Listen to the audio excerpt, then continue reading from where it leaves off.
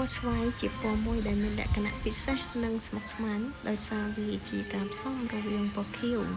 តំណាងឲ្យភាពស្ងប់ស្ងាត់និងពណ៌ក្រហមតំណាងឲ្យថាមពលពណ៌នេះអាចបង្កើតអារម្មណ៍ប្លែកៗជាច្រើនអាស្រ័យលើបរិបទនិងកម្រិតដិតខ្ចីរបស់វា1អារម្មណ៍វិជ្ជមាននិងភាពថ្លៃថ្នូរភាពប្រណិតនិងរាជវង្ស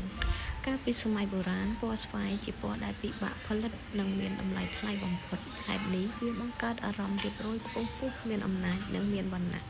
ភាពច្នៃប្រឌិតនិងការស្រមៃពណ៌ស្វាយជំរុញការគិតបែបវិទ្យាសាស្ត្រនិងសិល្បៈ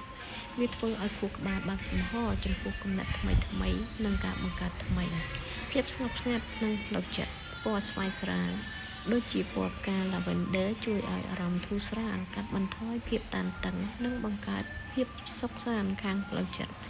គេច្រើនប្រើនៅក្នុងបន្ទប់គេងឬកន្លែងធ្វើសមាធិអារម្មណ៍អាថ៌កំបាំងនិងមន្តស្នេហ៍ភាពអាថ៌កំបាំងពណ៌នេះច្រើនតែផ្សារភ្ជាប់ទៅនឹងអ្វីដែលមើលមិនឃើញវេទមន្តចក្រវាឡដែលធ្វើឲ្យអ្នកមើលមានអារម្មណ៍ចង់ចេះចង់ដឹងនិងចង់ស្វែងយល់3អារម្មណ៍ក្នុងបរិបទវប្បធម៌ពិសេសវប្បធម៌ខ្មែរភាពឯកានិងមនោសញ្ចេតនានៅក្នុងសង្គមខ្មែរយើងពណ៌ស្វាយជួនកាលត្រូវបានគេផ្សារភ្ជាប់ទៅនឹងពណ៌មេម៉ាយឬតំណាងឲ្យការខកចិត្តភាពក្រៀមក្រំនិងភាពឯកា